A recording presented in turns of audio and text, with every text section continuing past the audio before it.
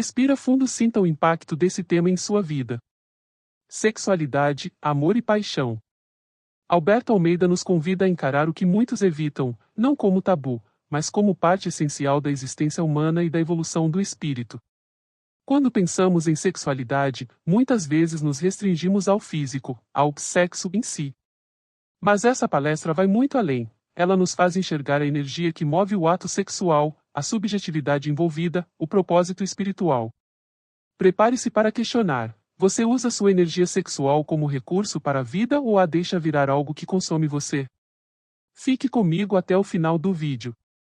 Inscreva-se, ative o sininho e nos comentários responda: como você entende a energia sexual dentro de você? É com alegria que vamos experimentar essa manhã com uma temática demasiadamente grande e que o tempo não será generoso, não em função do tempo em si mesmo, mas em razão da extensão da temática. Então, nós vamos fazer uma abordagem inicial genérica e depois, no debate, nós vamos aprofundando nos pontos de interesse do grupo. Sexualidade é uma temática fascinante e não poderia estar de fora de uma obra fundamental que aborda a vida numa extensão grandiosa, qual a doutrina espírita. Muito embora seja um tema que revelava preconceito exagerado até bem pouco tempo e ainda esteja revestido de muito ranço, Allan Kardec, mais de 1,5 século atrás, ousou tratar o assunto, ousou perguntar sobre essa temática, porque o Espiritismo é uma doutrina contemporânea. Ela não se esquiva a analisar as questões fundamentais da vida. Logo, o sexo, em sendo uma temática que envolve a todo ser humano, não poderia estar excluída da abordagem do Espiritismo. Por isso, na questão número 200 de O Livro dos Espíritos, ele pergunta: tem sexo os espíritos? E os espíritos respondem: não como entendeis. Há entre eles amor e simpatia, baseado na concordância dos sentimentos. Não há sexo entre os espíritos de um jeito que a gente não entende. Significa dizer que há, de um jeito que a gente não entende. Diz os espíritos, porque seria necessário um organismo, uma organização. Ora, quando nós pensamos em sexo, nós precisamos alinhavar o que é que nós estamos indagando. Posto que quando os espíritos dizem não, eles dizem não para um organismo, e sim para um jeito que a gente não entende.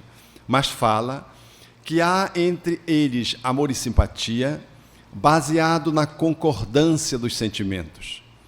Significando que a gestão da nossa energia sexual, ela é algo que permeia a vida de todos nós e não pode ficar reduzida à genitália. Assim sendo, quando nós falamos de sexo, nós precisamos estar atentos para o que é que nós entendemos como sexo. Qual é a nossa compreensão da sexualidade?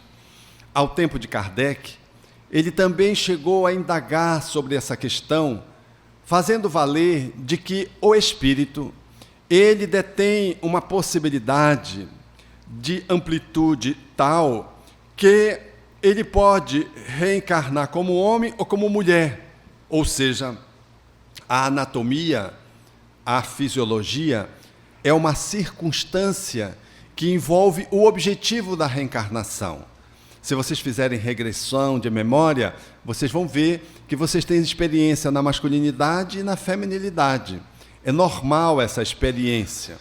Assim sendo, o espírito, ele é a um tempo só um ser que detém a energia Yang e a energia Yin, para me valer de uma linguagem da filosofia e da psicologia chinesa, fazendo valer que a nossa energia, ela junta, numa perspectiva junguiana, uma perspectiva psicológica, ela junta duas polaridades, de que o espírito, portanto, ele detém a bipolaridade sexual em si próprio.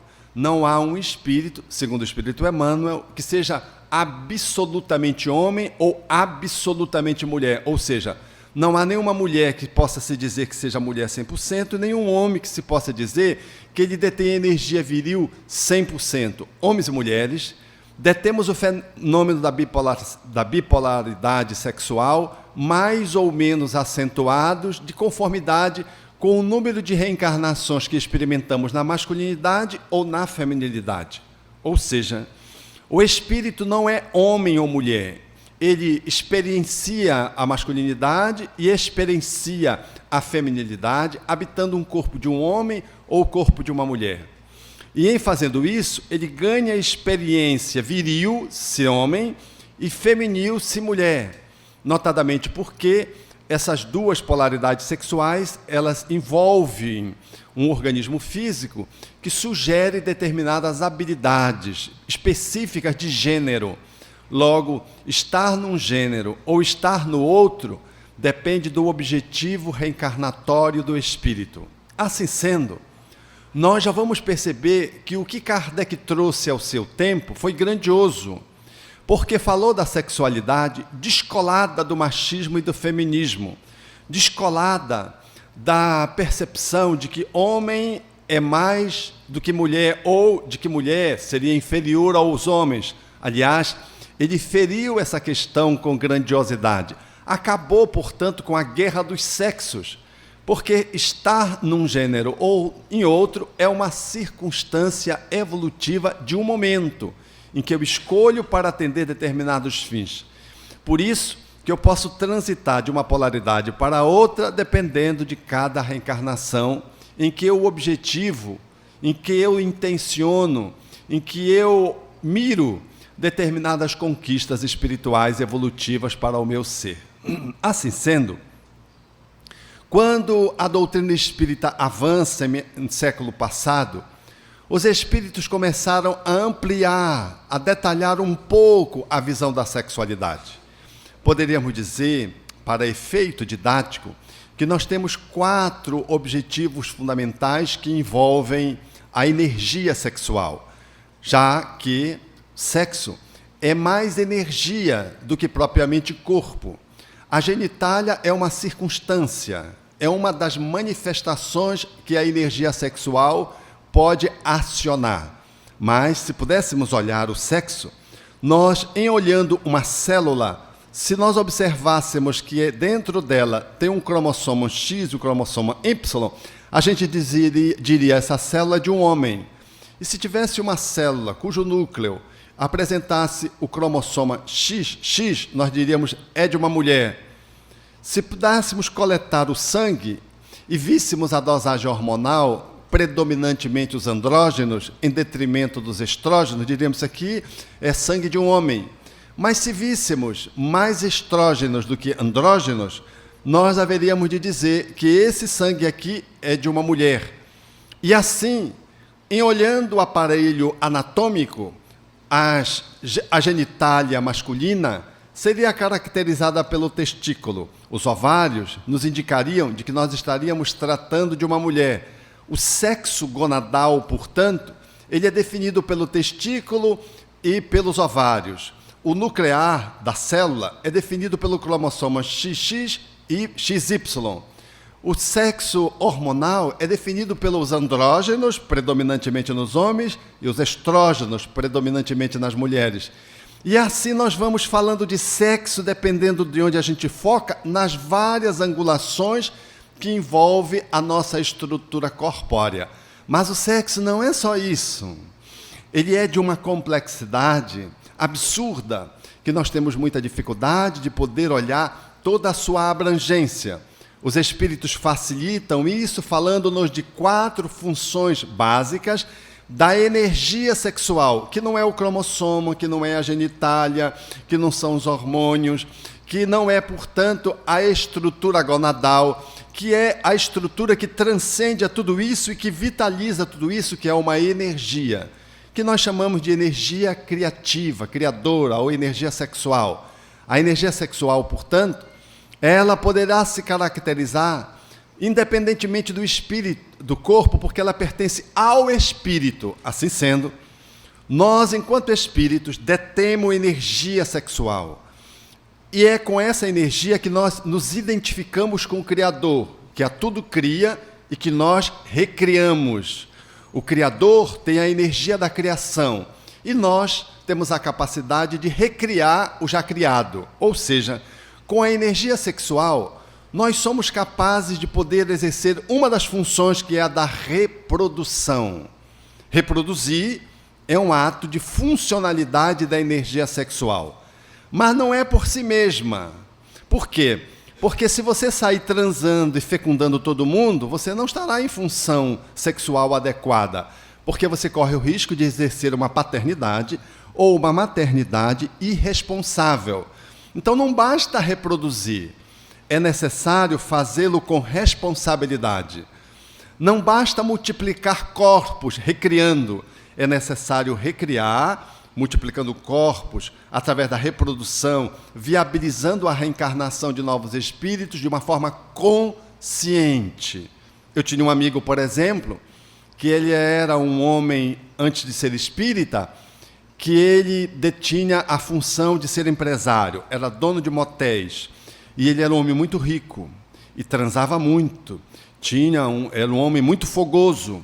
Ele chegava e me dizia assim: Alberto, eu chegava a ter 7, 8 relacionamentos por dia com 7, 8 mulheres diferentes.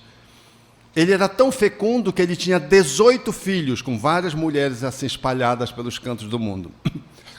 Então, ele encontrou o Espiritismo e percebeu que aquele tipo de vida que ele levava não era uma vida funcional, de que ele não era normal, se poderemos assim nos expressar, sexualmente. Ele tinha uma tara sexual e ele reproduzia de uma forma irresponsável. E aí ele começou a ajustar a vida dele, achou que ser dono de motel em Belém do Pará não era um bom negócio, porque não era ético, e ele mudou de negócio. Ele passou a trabalhar com dedetização de ratos, baratas e tudo. O que causou muita contrariedade na família, porque ele empobreceu. E ele se desfez dos motéis, assim, a troco quase que de nada. E ele me disse: Alberto, hoje eu vivo com uma mulher que é uma ex-prostituta, daquelas que eu transava, mas é uma mulher que eu amei. É a mulher que eu escolhi para ser minha esposa. E hoje, dentro da casa espírita, eu sou um trabalhador. Ele trabalhava na condução das pessoas e aplicando passes. Ele dizia: a minha atividade sexual ela é muito precária, porque a minha esposa, em função da prostituição a que ela estava vinculada, ela não tem oportunidade de ter uma saúde boa ginecológica. E os nossos relacionamentos sexuais são bem espaçados. Todavia, eu me sinto menos afogueado do que antes, quando eu transava 7, 8 vezes ao dia.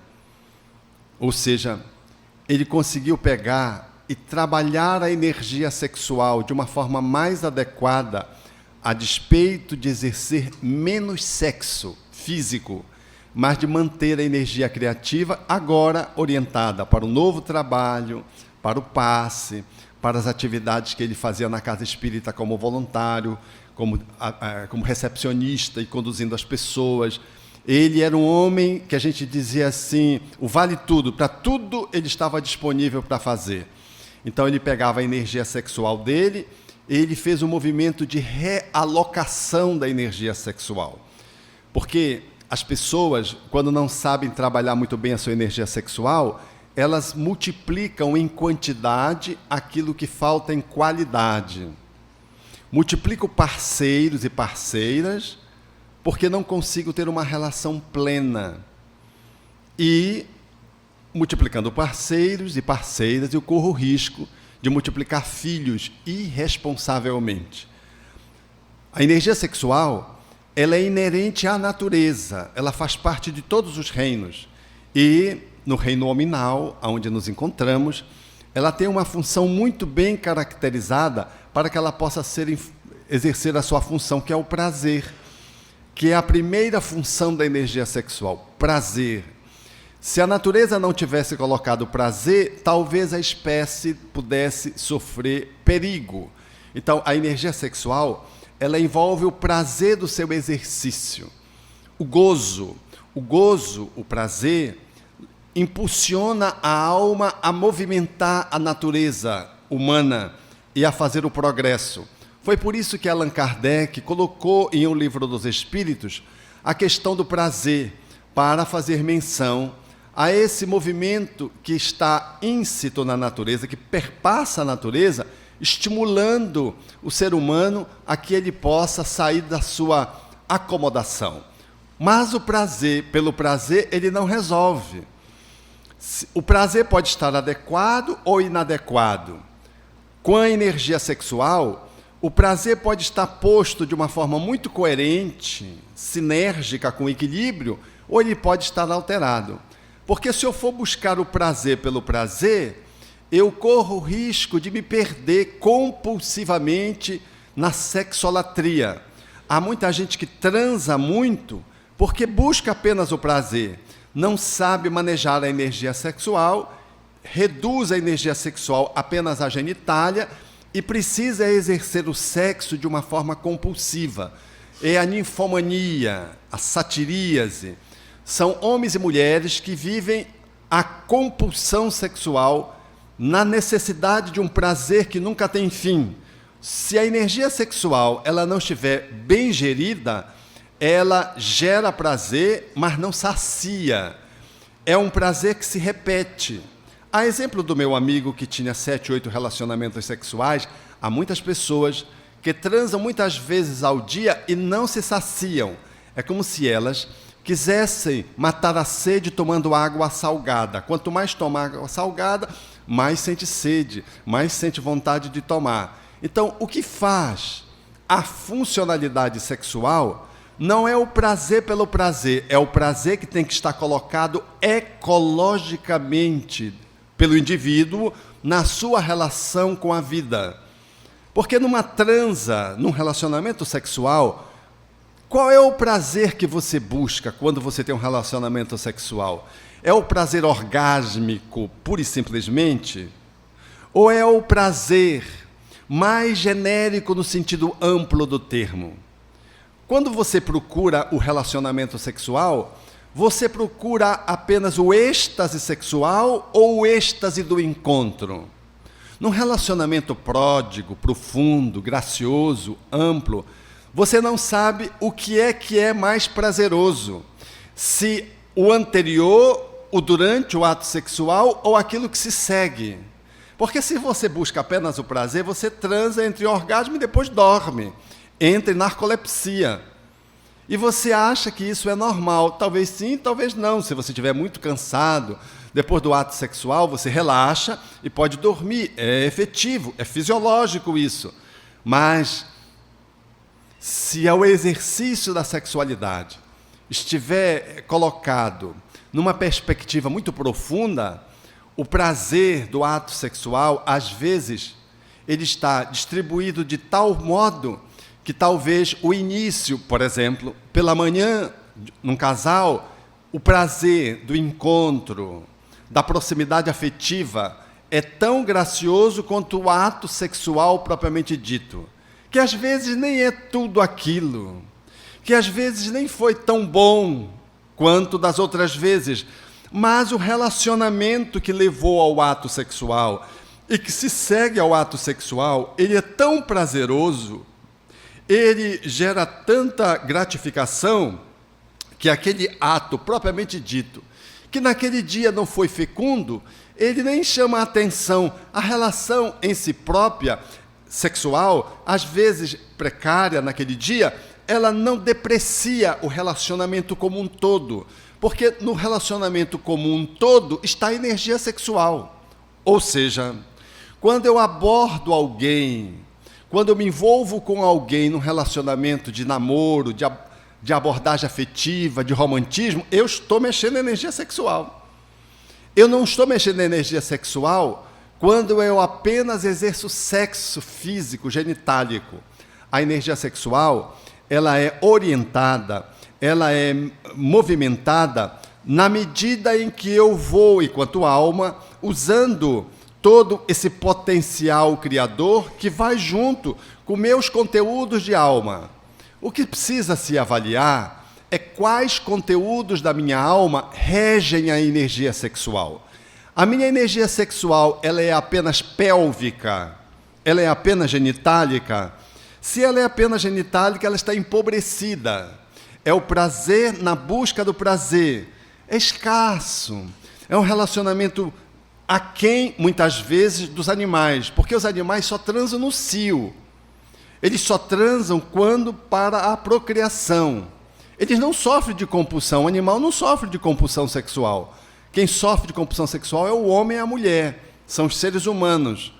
Então, o ato sexual no homem e na mulher, ele precisa estar gerido por outros conteúdos da alma, senão será apenas uma relação da cintura para baixo, figurativamente falando. Será apenas genitálica, na busca do prazer. Ou seja, a primeira função, o prazer, não é uma função bem exercida se ela é pura e simplesmente o objetivo do prazer. Segundo, reproduzir não é uma boa função se eu faço uma reprodução irresponsável.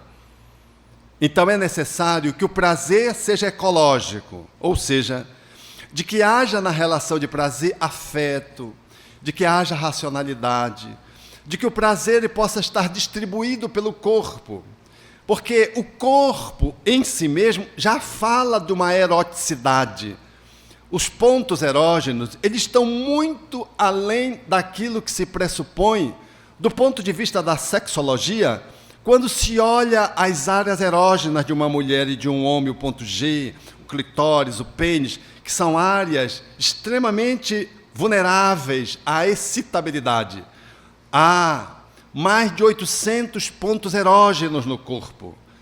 Há, portanto, áreas que, quando tocadas e acionadas, mobilizam a alma e que não tem nada a ver com a genitália. E que são pontos que podem ser acionados ou não. Falando de que a energia sexual pode mobilizar-se, e até sexualmente, a partir de vários pontos do corpo. Há, portanto, uma sexualidade que ela é muito mais abrangente, seja corpórea, seja na sua subjetividade. Ou seja, eu posso pegar a minha energia sexual e trabalhá-la não genitalicamente para obter prazer, não orgasmo propriamente dito, mas outras formas de êxtase, que não é o êxtase da cópula, não é o êxtase do sexo propriamente dito. Isso está relacionado à energia da alma, que quando ela exerce o sexo no seu sentido abrangente, ou por outra, quando ela mobiliza a energia sexual, ainda que não seja genitálica, ela pode para si gerar prazer. Eu lembro-me de uma criança que perguntou para os pais, não sei se vocês já foram perguntados desse jeito, para explicar esse ponto. Alguém já perguntou para você, enquanto criança, filho, o que é o orgasmo? Se perguntasse para você, o seu filho chegasse, o seu neto, e disse, vovó, papai, mamãe, o que é orgasmo? O que é que você responderia para ele? Meu filho, vira essa boca para lá, essa boca imunda. Provavelmente esse tempo já passou, né? Se não passou, está em tempo, você está atrasado. Ou então você diria assim, ixi, minha filha, por que você está perguntando isso? Isso já demonstrava nosso grau de constrangimento. Orgasmo nos colocaria numa sinuca de bico, no mínimo, ou numa saia justa. Teríamos muita dificuldade de dizer o que é orgasmo. Porque se eles não perguntassem assim, vovó, o que é vagina? O que você diria? você ficaria provavelmente constrangida de poder dizer o que é vagina? Ou se a sua filha, neta, perguntasse: vovô, vovó, o que é pênis? Essas palavras estão carregadas culturalmente da imundície que nós colocamos nelas. Ela não tem nada de imundo. A biologia fala de pênis, bolsa escrotal, vagina, genitália, clitóris. Mas se você pronuncia essa palavra, dá um... Você nem olha para o lado. Porque parece que alguém está dizendo uma pornofonia. Mas não é uma pornofonia. Qual é o nome do genital? Não, é cornetinha, cocotinha, florzinha. Minha filha, a sua florzinha está coçando. A criança vai aprendendo completamente equivocada as partes do seu corpo. Quando é o nariz, a gente não diz cornetinha. Seu narizinho está coçando, né, minha filhinha?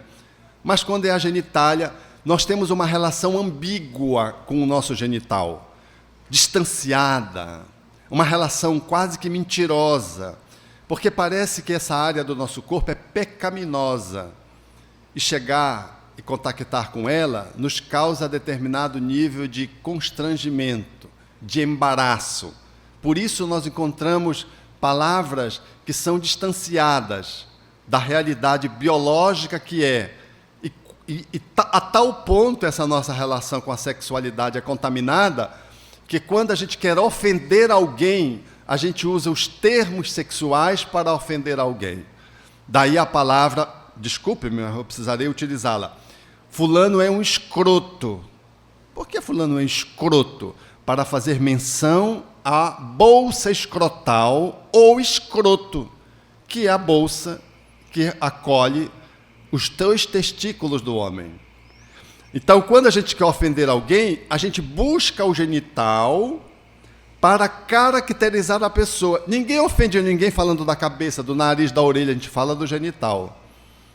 Até quando a gente quer ofender a mãe do outro, a gente utiliza uma expressão chula para poder ofender a mãe do outro, fazendo menção a uma sexualidade que está naturalmente colocada como um processo de ofensa.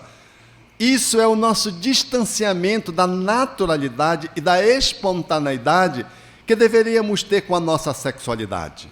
Mesmo sendo espíritas e às vezes mesmo sendo médicos, nós vivenciamos esse preconceito com o sexo e não conseguimos tratar o sexo de uma forma natural, tranquila, serena. E o fazemos assim, de uma forma atravessada, marginal. Nós tratamos a nossa sexualidade marginalmente. Eu sempre ilustro, quando trato esse assunto, com duas experiências que me marcaram muito. Uma no âmbito da família, quando uma sobrinha minha estava no meu quarto, à época, em casa da minha mãe, e ela então disse que coçou a genitália e disse: ai, voltou com uma coceirinha na minha baratinha. Eu disse: baratinha não, vulva, vagina. Ela ouviu aquelas duas palavras novas, saiu correndo para dizer para a mãe. E eu saí correndo atrás dela para evitar um psicotapa. E ela chegou: mamãe, eu estou com uma coceirinha na minha vulva.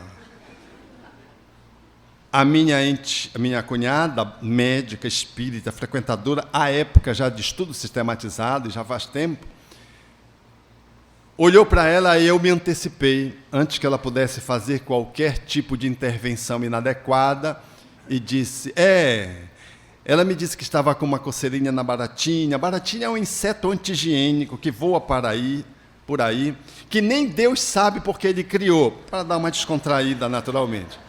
Eu disse que era vulva ou vagina, e a criança ficou olhando para a mãe como a esperar o carimbo, porque o que importa para a mãe, para um filho, é o que a mãe e o pai podem dizer. Ficou olhando, a minha cunhada foi ficando vermelha, demonstrando uma leve espontaneidade marciana, não terráquea, e disse: minha filha, vulva. Quase que não sai a palavra vulva. E de uma outra vez, eu estava atendendo uma pessoa, veio ao meu consultório, e disse: Alberto, o Ilcínio está cheio de feridinha no pintinho. Eu disse: como? Disse: no pintinho. E foi e abaixou o shortinho dele. Aí eu fui examinando e disse: no pênis, na bolsa escrotal, no processo educativo. E ela viu que a ênfase que eu estava dando era enquadrando ela, mãe, jovem. E esse é curubuçu, era escabiose. Aí eu passei o remédio homeopático. 15 dias depois, como eu sou muito bom, médico, ela voltou e disse: Alberto, não deu certo. O piruzinho, era pintinho, evoluiu. O piruzinho do Ilcínio está horrível.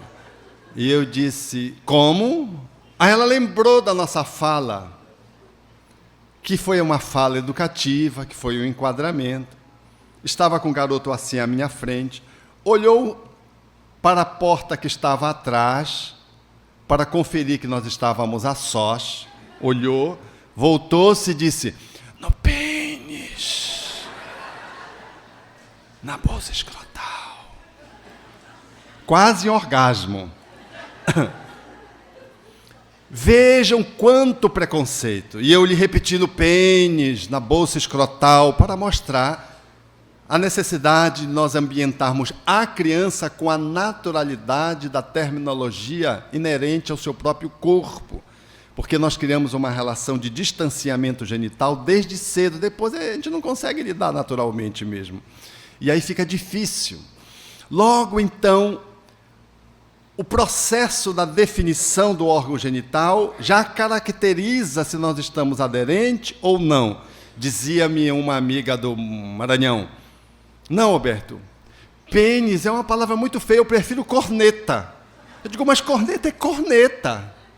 Ele disse: não, mas é uma palavra pesada. Eu digo: não é pesada para você, é o significado que você tem dentro de você. Mas se você disser para a criança que é pênis, ela diz pênis com a maior naturalidade, não tem peso nenhum, não tem feiura nenhuma, não, é normal. Nós estamos impregnados, portanto, com uma cultura pecaminosa de sexo ao longo de vários séculos, e cuja igreja, perseguindo o sexo, colocou-nos como sendo a mulher virgem, a mulher especialmente aquela que, portanto, nunca tivesse exercido sexo. Relacionou a virgindade a sexo. E, por outro lado, a mulher seria a porta através da qual o homem entra para o inferno. Porque seria a mulher que jogaria o homem no inferno. Nessa visão da Idade Média, de que era a mulher que acabava com o homem só não ia pelo céu por causa da mulher. Quer dizer, a mulher era o demônio, por assim dizer. Numa visão de sexo tão profundamente desconectada, que no congresso de Elvira, na Espanha, depois em Cartago, 50 anos depois, se estabeleceu de que os clérigos, os diáconos, os padres, os bispos, não deveriam casar, namorar. Em Cartago, aqueles que já estavam casados deveriam abrir mão das suas esposas. Lá pelo ano de 365 depois de Cristo. Era uma visão, portanto, distanciada da visão primitiva que o cristianismo tinha de sexo. Porque Simão Pedro, considerado o primeiro apóstolo pela tradição cristã, o primeiro papa, na verdade ele não é, mas é assim considerado no catolicismo, ele era casado. E Jesus foi na casa dele, até curou a sogra dele. E até dizem que ele traiu Jesus por conta disso, mais tarde, porque ele curou a sogra dele. Pedro negou ele 3 vezes, que foi por conta da cura que ele fez com a sogra, que não era para ter curado, era para deixar ter morrido. Há controvérsias. Então, os apóstolos eram casados, não tem nada a ver contra o sexo. Isso foi uma criação humana, que estava relacionado a uma prática romana de prostituição, onde a palavra sexo e amor eram igual na prostituição, como prostituição. Então, criou-se um embate na perseguição ao sexo. E homens, clérigos, mulheres, não deveriam se casar, a exemplo do que tem até hoje, aonde é difícil compreender que um sacerdote hoje tenha que se manter solteiro por um voto, por uma obrigação e não por escolha. Ele, para ser um sacerdote, ele precisa obedecer esse voto de castidade, e ele não pode casar-se. Naturalmente, compreendemos isso como um processo histórico, evolutivo, que haverá de ceder, e, a exemplo dos protestantes, os pastores casam. Os espíritas, que não têm essa posição religiosa e hierárquica, naturalmente, os espíritas não têm, com muito mais razão, longe dessa ideia de que a pessoa solteira e casta é mais pura, às vezes é mais problemática. Não significa dizer que por ser solteiro e casto, a pessoa é pura. Às vezes ele tem um problema psicológico muito grave. Mas pode ser, e pode. Mas pode ser casado, também pode. E pode ser casado normal, até pode. Mas pode ser atrapalhado, um casado atrapalhado também. Então não é o laço conjugal e o exercício do sexo que faz uma pessoa adequada, normal ou anormal, ou inadequada, funcional ou disfuncional. O que faz uma pessoa estar em funcionalidade ou em disfuncionalidade é como ela maneja a sua energia sexual. Assim sendo, quando se lhe pergunta o que é o orgasmo, e essa pergunta foi feita, eu já tive 3 respostas, e vocês podem escolher qual é a melhor. Uma foi em Santa Catarina, e o cidadão me disse, não, Roberto, eu respondi na evangelização, perguntaram o que era o orgasmo. Eu disse, esse é que nem um espirro, a gente segura e solta. O que é que vocês acharam dessa explicação? A outra foi em Roraima, no outro extremo, lá no norte, bem do norte, quase saindo do Brasil. Uma no sul, outra no norte. Eu perguntei, e uma mãe evangelizadora, muito criativa, com presença de espírito, disse, Alberto, essa situação já aconteceu. Foi o meu filho que perguntou. Aliás, primeiro ele perguntou o que era o ânus. E eu disse, meu bem, explique para ele o que é o ânus. Para o esposo, para o pai. Aí o pai foi explicar o que era o ânus. Meu filho, põe-se a comida na boca, vai se mastigando a saliva. Então ela percebeu o constrangimento do pai. E ela disse, até que essa comida da boca saísse no ânus, a criança já tinha dormido. Ele estava muito enrolado. Eu disse, meu bem, deixa que eu explico. Meu filho, ânus é um buraco que a gente tem e faz cocô todo dia. E a criança ficou satisfeita, porque a criança não quer essas complexidades, ela quer entender como é que funciona. O problema é que a criança chegou no mês seguinte na escola, ia fazer aniversário, e a professora perguntou, ele disse que ia fazer aniversário, e a professora perguntou, quantos anos você tem? E a criança disse, professor, ele faz cocô todo dia. Na verdade, ele tinha 6 anos aproximadamente na época. E esse garoto, essas crianças de hoje, insuportáveis, chegou com ela e perguntou, mamãe, o que é orgasmo? Ela disse, ai meu filho, como é orgasmo? O que é que eu vou explicar para você como é orgasmo, meu filho? Meu filho é assim, orgasmo é assim. A gente tem uma dor de barriga, bem grande, e está 2 quarteirões de casa com essa dor de barriga. A gente segura, vai andando depressa, chega em casa e defeca. Aí sente um alívio. Isso é que é orgasmo. Aí ela me olhou, o que você achou? Eu disse, fecaloide, essa é uma explicação muito empobrecida, eu não gostei. Mas um amigo terapeuta, aliás, trabalhando em Minas Gerais, na terra de vocês, o filho também perguntou para ele, disse, meu filho, eu não sei lhe responder isso, mas eu vou encontrar um jeito de lhe responder. Eu não sei como lhe explicar o que é orgasmo, que é uma experiência, de fato, difícil de ser explicada. E ele disse, então, um dia ele chegava em casa, e quando, cansado, com o filho, sedento, o filho foi, tomou uma água bem gelada, e quando ele acabou de tomar, ele fez... Aí o pai disse, isso é um orgasmo. Essa foi a experiência mais próxima para explicar o que é um orgasmo. Para caracterizar a sensação de prazer e, por extensão, orgasmo é uma experiência envolvida na cópula, Mas a experiência do prazer, ela transcende o orgasmo. Ou seja, além da função do prazer, além da função da reprodução, há uma terceira função da energia sexual e uma quarta função. A quarta função, ela fala desses outros prazeres colocados em outras áreas da vida, envolvendo a energia sexual. É a canalização da energia sexual. Numa linguagem psicológica freudiana, é a sublimação da energia sexual. Na fala do extraordinário terapeuta italiano Roberto Assagioli, é a transmutação.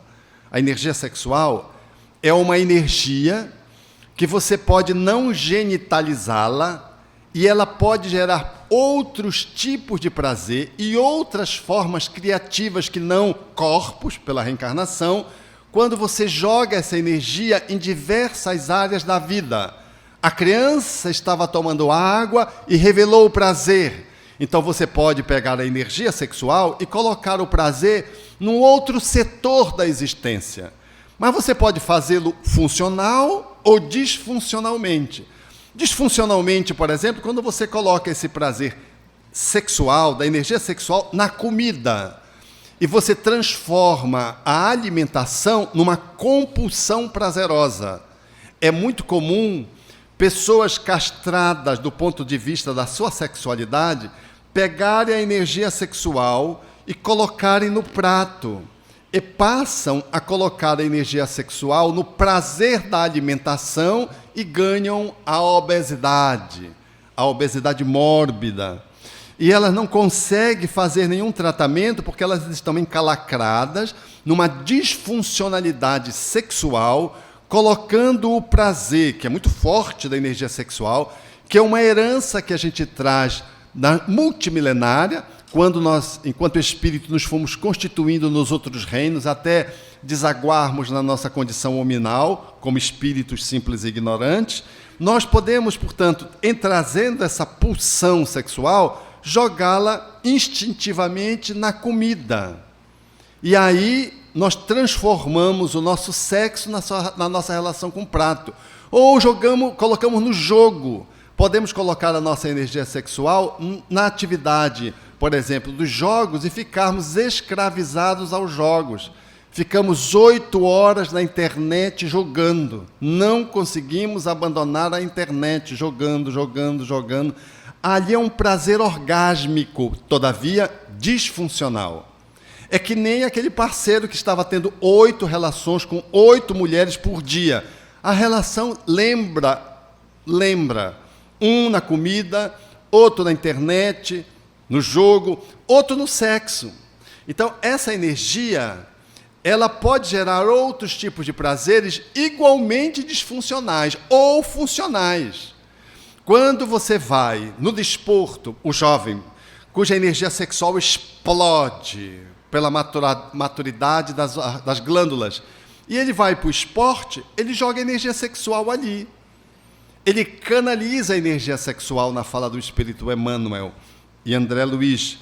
Ele está sublimando a energia sexual. Quando você vai para a jardinagem, você está colocando energia sexual. Quando você vai pintar, você está colocando energia sexual. Quando você está dedilhando o violão e cantando, você está usando energia sexual, criando melodias, fazendo um arranjo, colocando a sua alma na música que você canta, você está mexendo com energia sexual, positivamente, funcionalmente e detendo prazer. Às vezes o ato de cantar é um ato orgásmico, figurativamente falando. Há tanto prazer. Eu me lembro de Ulisses Guimarães, quando falava do exercício do poder político. Ele dizia que o poder político era para ele um orgasmo. Ou seja, ele colocava a energia sexual no prazer que ele tinha de fazer o exercício do poder na vertente político-partidária.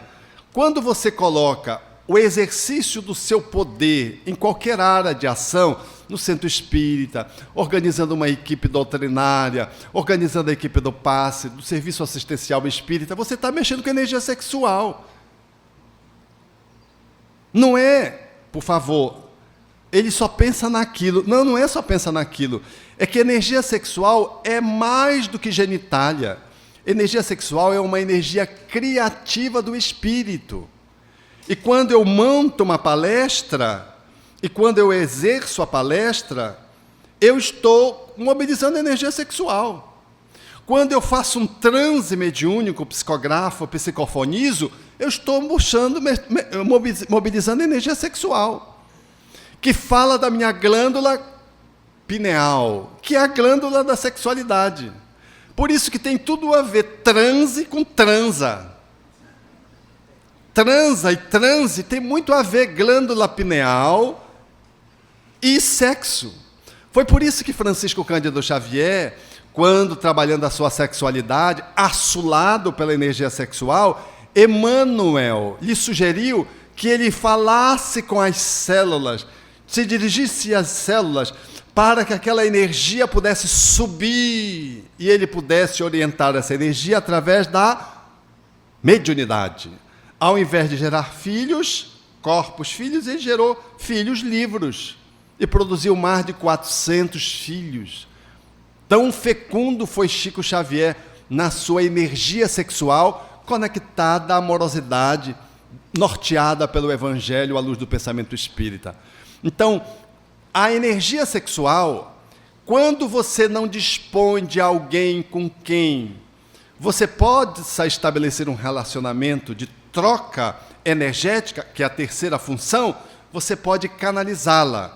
A terceira função é a função que envolve o movimento de acasalamento. Quando duas pessoas se associam numa relação amorosa de responsabilidade e fidelidade, assume um compromisso afetivo, que é o tema, é o termo do capítulo que trata desse assunto no livro Vida e Sexo, escrito pelo Espírito Emmanuel, através de Chico Xavier. Diz o Espírito Emmanuel que quando duas pessoas se conjugam uma à outra em regime de fidelidade, trava-se entre a dupla um circuito de forças magnéticas, em que a dupla se alimenta em regime de reciprocidade. Essa energia coloca o casal ao encalço do trabalho do cotidiano. Traduzindo em miúdos, quando duas pessoas se relacionam afetivamente, sexualmente ou não, travam-se entre a dupla um circuito de energias e um alimenta o outro. E essa alimentação recíproca enseja de que cada membro da relação coloque-se mais fortalecido para fazer as atividades do seu cotidiano. Vejam que energia sexual é alimento quando você envolve-se com alguém numa perspectiva de amorosidade. Não é transar por transar. Porque se você se relaciona com alguém corporalmente, é sexo de superfície. O que você obtém é só orgasmo e só. Não tem troca de energia sexual.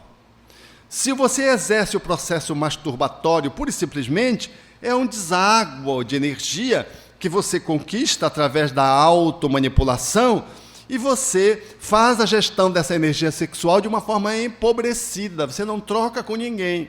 E se você se vicia, até troca com espíritos que manipulam essa energia sexual, à guisa de vampirismo. Mas a energia sexual, ela, portanto, precisa de um relacionamento amoroso. Quando um casal de namorados está se relacionando, mesmo que ele não inclua a interação sexual física propriamente dita, ainda assim eles estão trocando energia sexual, do mesmo jeito que um casal que esteja vivenciando a sexualidade física propriamente dita, do mesmo jeito que os vovozinhos de 80 anos e 90 anos, que já não estão mais transando fisicamente, em função da decrepitude dos hormônios e tudo, eles estão trocando energia sexual. Eles não estão assexuados. E quando desencarna, logo o outro vai também, porque há uma troca de energia criativa, no toque, no cuidado, na ternura, que está permeada pela amorosidade.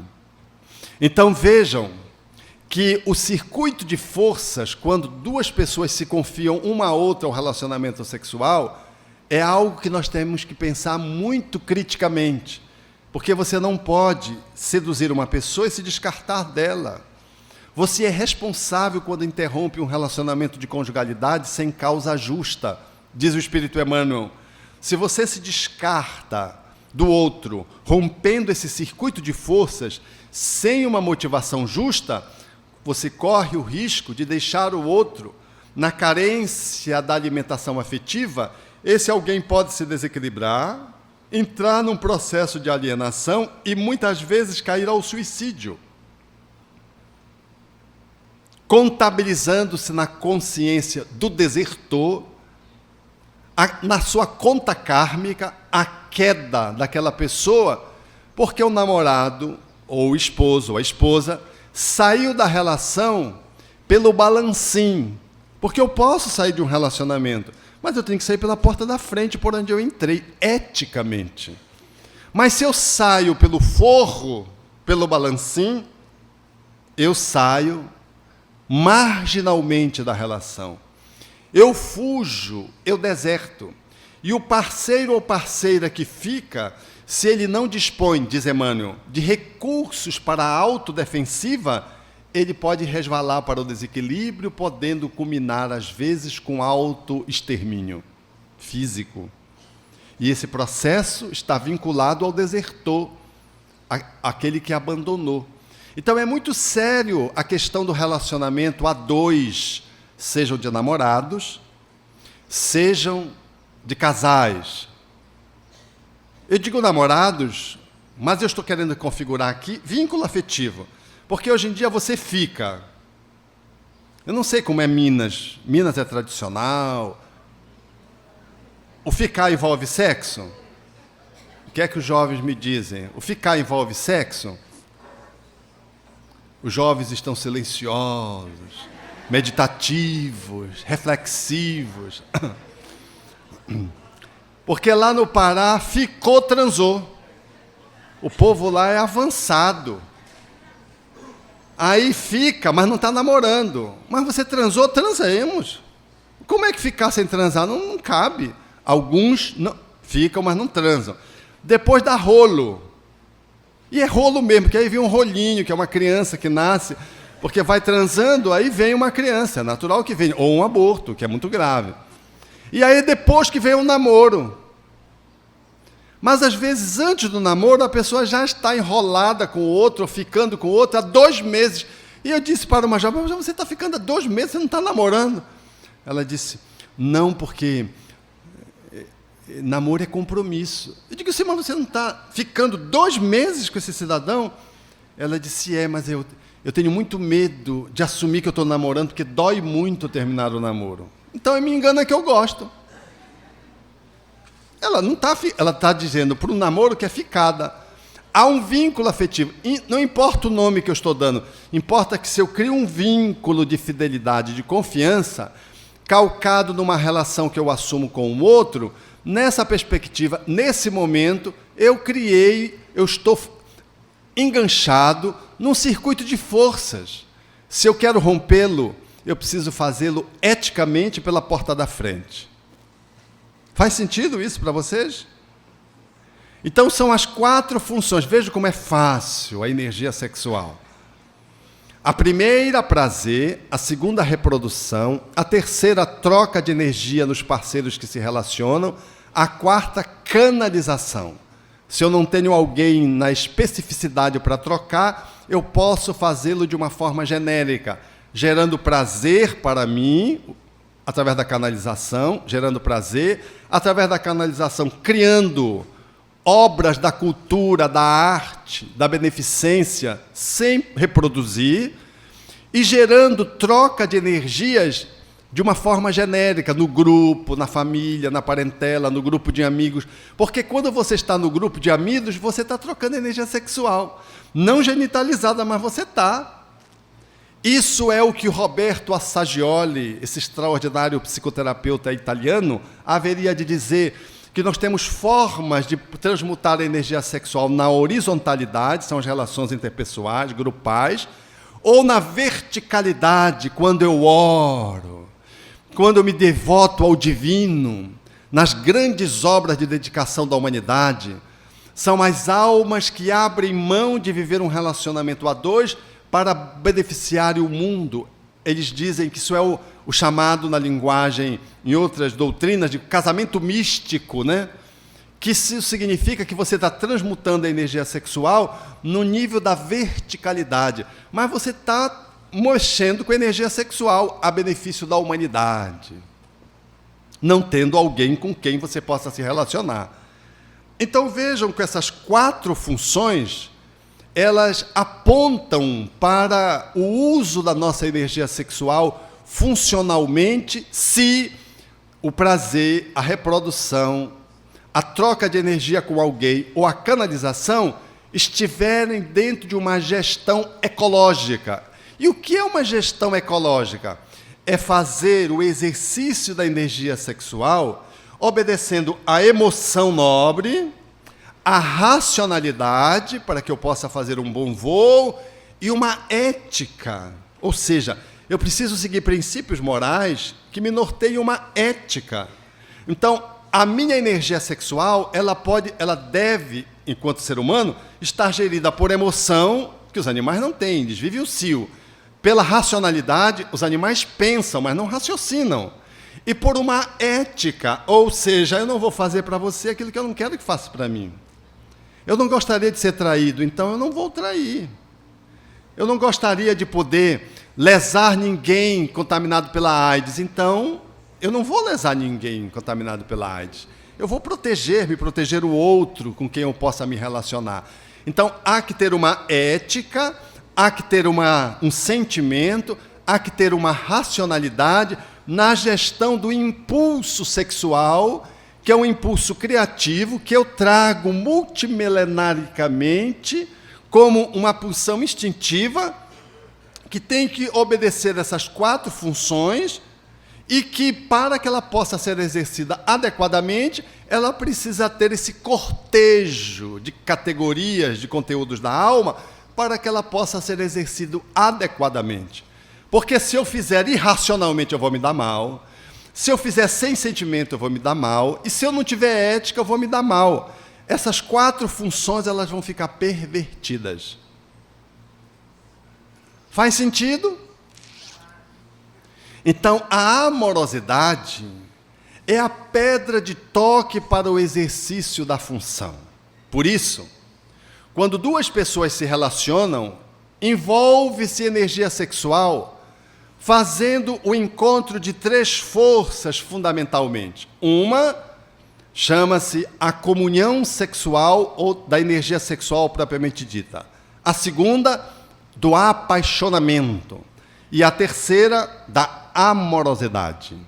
A paixão, Allan Kardec perguntou na questão 907 de O Livro dos Espíritos: será substancialmente mal o princípio originário da paixão, considerando que ele está em a natureza? E os Espíritos responderam: não, não é mal. Tanto é que ele está em a natureza.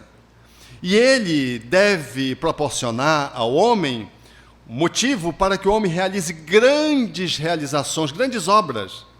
O problema da paixão não está no uso, está no abuso. Então, a paixão é uma pulsão da alma que tende a vincular sexo a amor. Aí vem a paixão. A paixão funciona como se fosse uma ponte, aonde ela tenta ligar a sexualidade propriamente dita a uma relação de amor. Todo casal, bem casado, ele precisa estar conectado nessas 3 forças. A princípio, você se apaixona por alguém, se aproxima para que o amor possa desbordar. Porque a finalidade da paixão é acordar o amor. O amor, se não acordar, a relação fica assim: 2 apaixonados sexualmente, eles se relacionam, transam, mas essa relação não evolui. O que acontece se ela não desaguar no amor?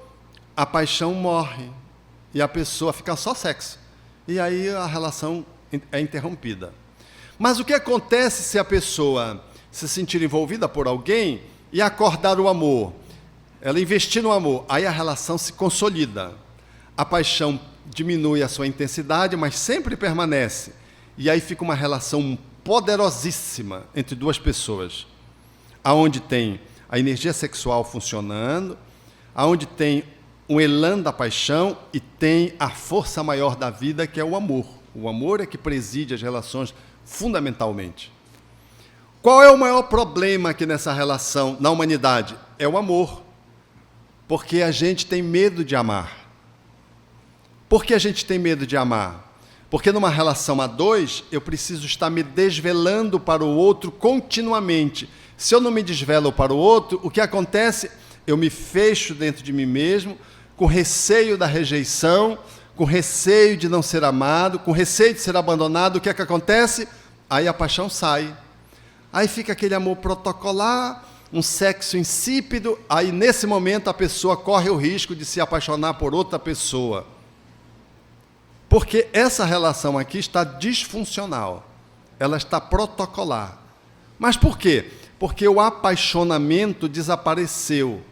E por que desapareceu? Porque eu deixei de investir no amor. É o amor que mantém a paixão. Eu pergunto assim, quanto tempo vocês se relacionam em terapia de casal? Aí o casal diz assim, não, nós tivemos 3 anos de namoro e estamos há 15 anos de casado. Eu digo, como assim?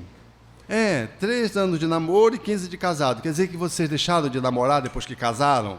Os 15 anos não tem namoro? É uma intervenção. Porque todo casal deveria levar para a relação as qualidades do namoro. Mas se eu estou namorando e caso e deixo de namorar, ou seja, deixo de investir na relação, no desvelamento do amor, o que acontece com a relação? Ela vai minguando, minguando, minguando, minguando e morre. Depois, quando a gente procura terapia, 70% dos casais que procuram terapia já estão separados.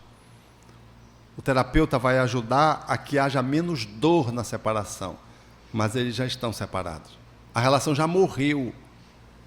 E eles não cuidaram da relação quando ela começou a adoecer. E qual é o motivo do adoecimento de uma relação amorosa? O motivo fundamental é o pouco investimento no amor. Não é o sexo, é o investimento no amor. E o que significa investimento no amor? Investimento no amor significa dizer, eu estou com você e me desvelo dia após dia no meu processo evolutivo, do qual eu tenho você como partilha, como partícipe, como cúmplice. Se eu me abro para você e você se abre para mim, isso é uma relação infinita, porque a alma é um repositório infinito, cósmico, não tem fim. Então, há uma cumplicidade e isso significa a relação de amor. Mas se eu me fecho, acontece aquilo que João falava na sua epístola. Se eu me fecho pelo medo, e o principal perigo do amor é o medo. A antítese do amor é o medo. Eu trabalho o medo numa criança quando eu amo. O tratamento para o medo é o amor. Mas se eu me fecho no medo, o que acontece com o amor? Ele fica precarizado. Ele fica mutilado na sua expressão. E aí a relação começa a cair.